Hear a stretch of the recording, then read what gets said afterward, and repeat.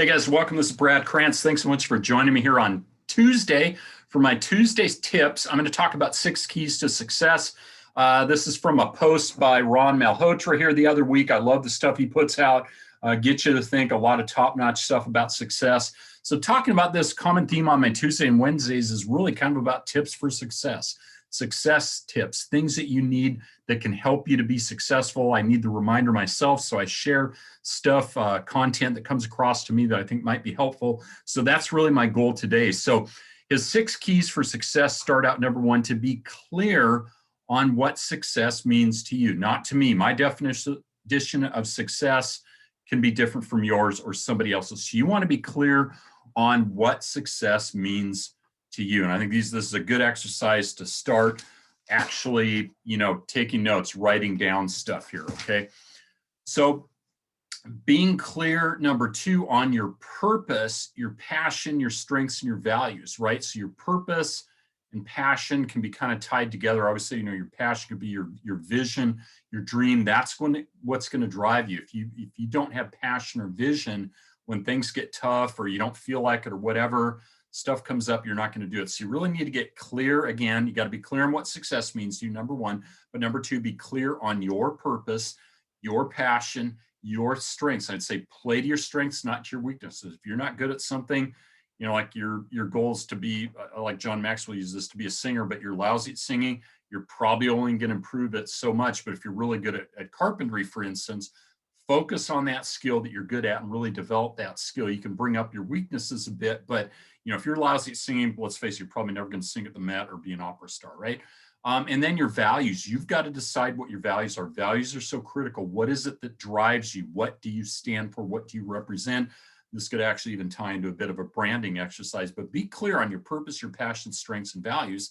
Thirdly, he says, is setting goals in line with what you just mentioned, what I just mentioned above, right? Set goals in line with, with what your purpose is. Set goals in line with what your passion or passions are. Set goals in line with your strengths and set goals in line with your values. So this is kind of an exercise to really get you to figure out, again, if you don't know who you are, what you're about, and where you want to go, it's going to be tough to get there. Fourthly is developing long-term orientation, consistency, commitment, and perseverance as qualities, right? Again, our society, we tend to be, microwave oven, social media posts, tweet. What's the life of a tweet? Not very long. But successful people, I've noticed, think long-term, or we're talking probably 5-10 years down the road.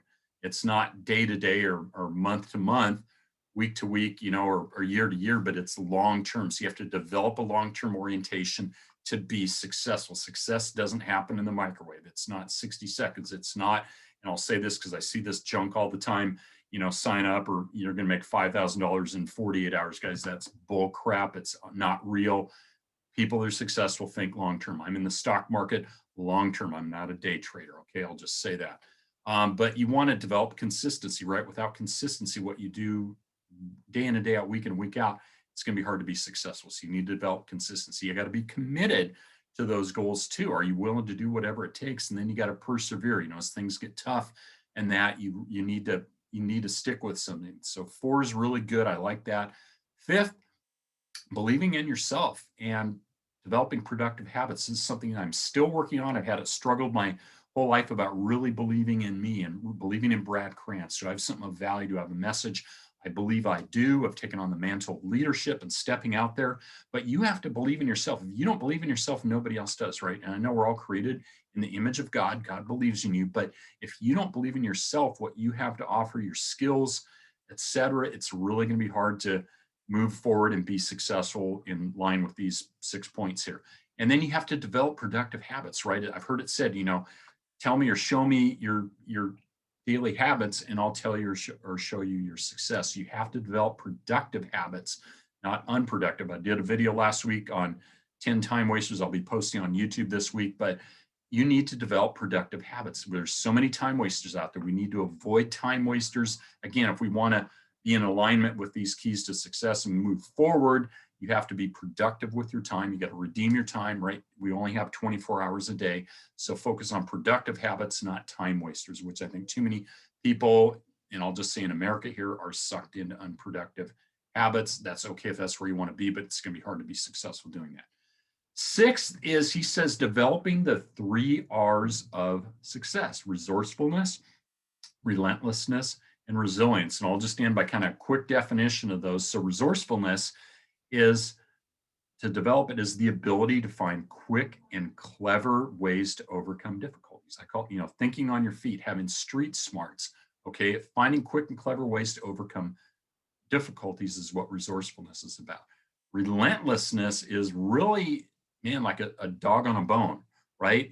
Oppressively constant, incessant, persistent. You just keep going after it. You're relentless in the pursuit of your goal or dream. You don't give up.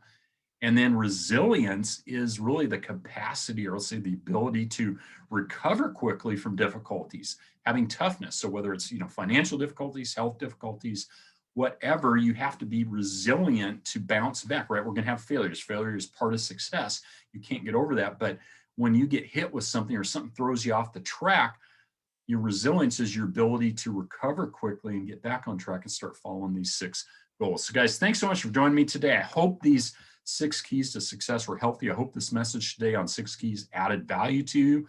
I'd love to hear your comments, your feedback on this, maybe what you'd add to this list, but how are you applying these 6 keys to success in your life? I would love to hear about that. Guys, have an awesome Tuesday. Bye-bye.